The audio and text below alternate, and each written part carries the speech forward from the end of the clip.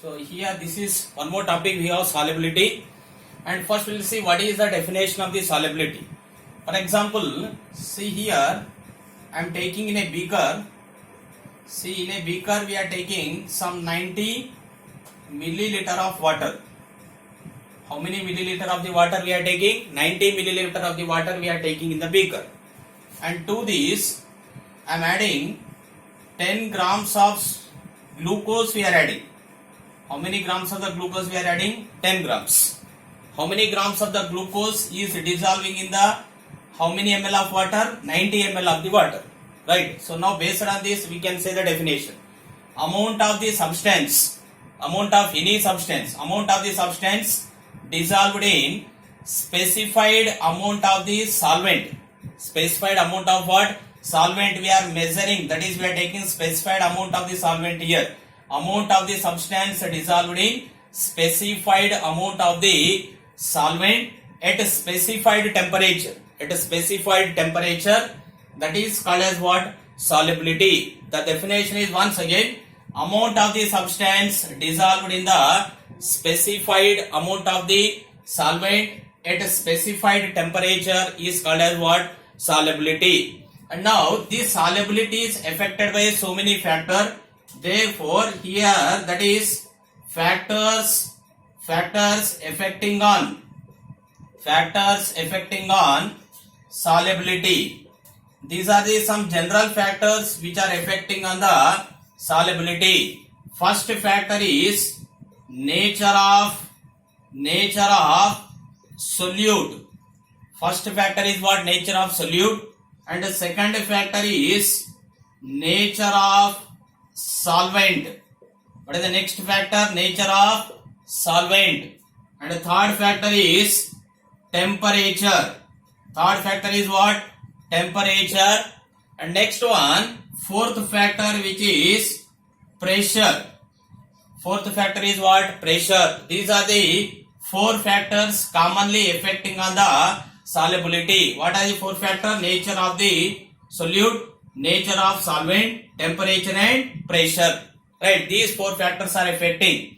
Now first we are discussing about the solubility of solid in liquid. Solubility of solid in what? Liquid. And generally you take the example. This is example can be taken for this. Glucose is a solid and which is dissolving in the liquid water. So this is first one. Solubility of solid in what? Liquid. And here all the solids cannot be dissolved in all the liquid. All the solids cannot be dissolved in all the liquids. How it can be explained? For example, sodium chloride, common salt, that is sodium chloride, easily dissolved in water. Sodium chloride is easily dissolved in water, easily soluble in water. Sodium chloride is easily soluble in water, like glucose. Glucose also easily dissolves in water. But and next we are taking here, so like anthracene and naphthalene. Anthracene and naphthalene. Anthracene and naphthalene.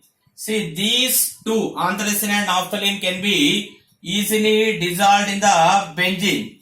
Easily dissolved in what? Benzene. That is, anthracene and naphthalene can be easily dissolved in the benzene. Similarly, here sodium chloride can be easily dissolved in water. But here naphthalene and anthracene cannot be dissolved in the water. Cannot be dissolved in what? Water. They can be easily dissolved in the benzene, but they cannot be easily dissolved in what? Water. So therefore, based on this, we can say that polar solvents or polar compounds dissolved in polar solvents. What are the polar compounds are there that can be easily dissolved in polar solvents? Polar compounds easily dissolved in the polar solvents. Right, polar compounds easily dissolved in the polar solvents. Similarly, non-polar compounds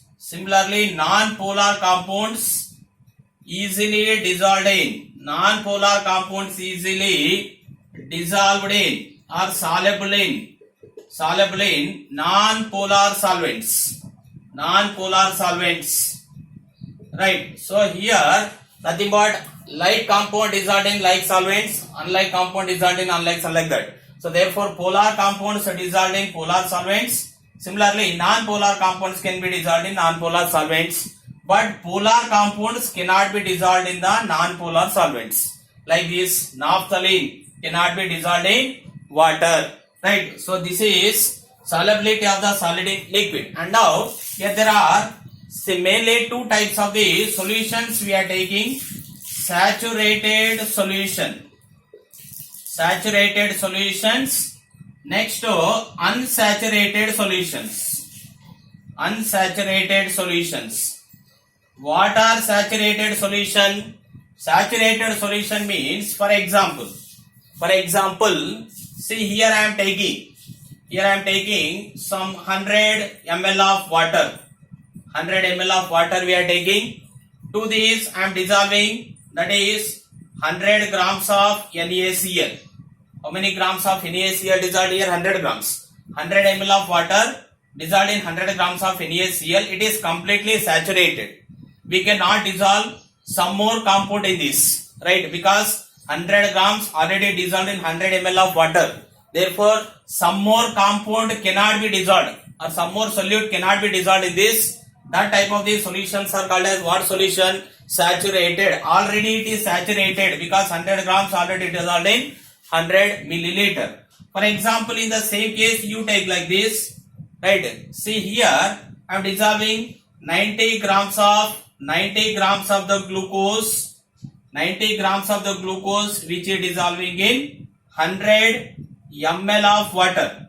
How many ml of water you are dissolving? 100 ml. See here there is some more choice to dissolve the compound here because we are dissolving only 90 grams in 100 milliliter. Right. So these type of the compounds are called as what compounds? Unsaturated. Saturated compounds are the compounds in which some more solute or some more compound cannot be dissolved here. Unsaturated compounds are the compounds in which more solute can be dissolved. Some more solute or some more compound can be dissolved. That solutions are called as what solution? Unsaturated solutions. And now the solubility of solid in liquid. Solubility of the solid in liquid affected by some factors here. So that's why we are taking factors affecting on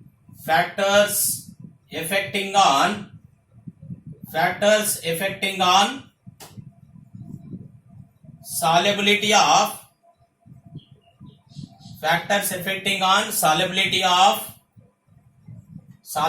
of solid in liquid.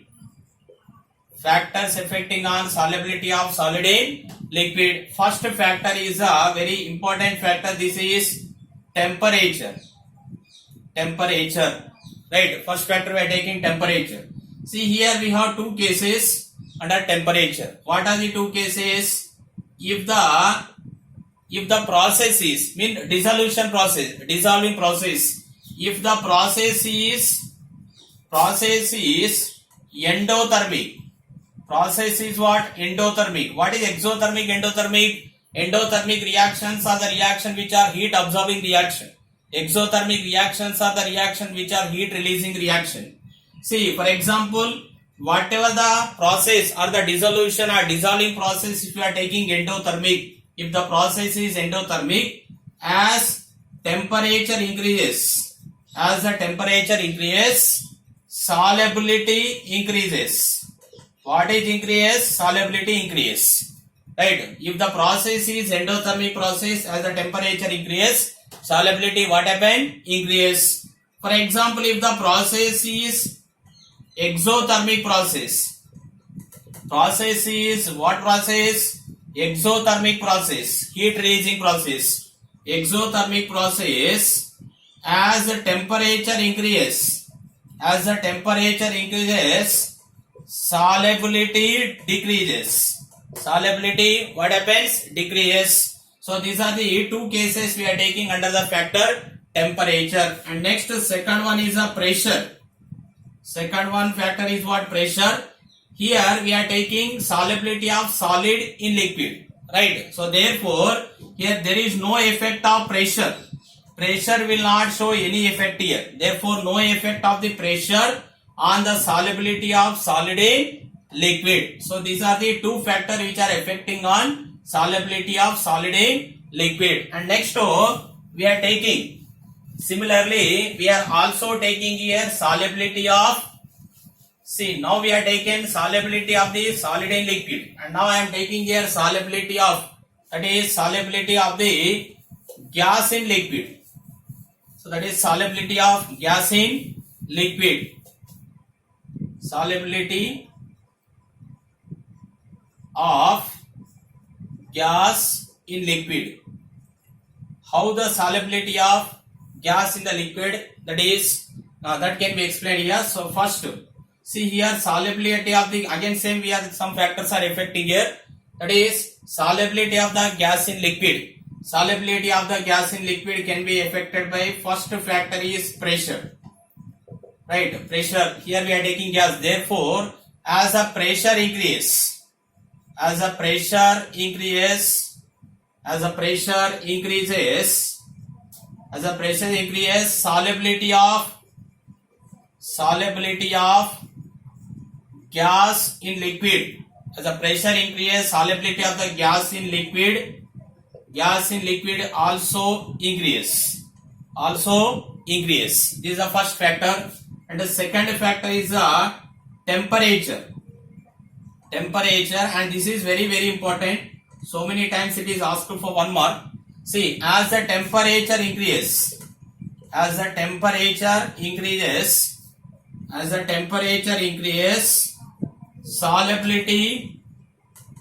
solubility of gas in liquid, solubility of the gas in liquid decreases.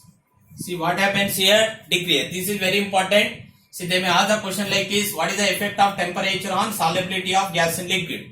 As the temperature increases, solubility of gas in liquid what happened? Decrease. See why it happened like this? Because the reason, see the reason we are applying here, that is, if the dissolution or the dissolving process, if the dissolution is exothermic, see if the dissolution or dissolving process is exothermic, see according to the Le-Chatelier principle, we have studied Le-Chatelier principle in the first year in the chemical equilibrium chapter. So based on that we are applying here. If the dissolution is exothermic or dissolving process exothermic, according to Le-Chatelier principle, as the temperature increases, solubility of the gas in liquid what happened? Decreases. So here we are applying, see that is Le-Chatelier principle. Based on the Le-Chatelier principle, if the dissolution process exothermic, as the temperature increases, solubility of the gas in liquid what happens here? Decreases. So these are the two factors which are affecting on the solubility of gas in liquid, that is pressure and temperature. Temperature is important. As the temperature increases, solubility of the gas in liquid decreases.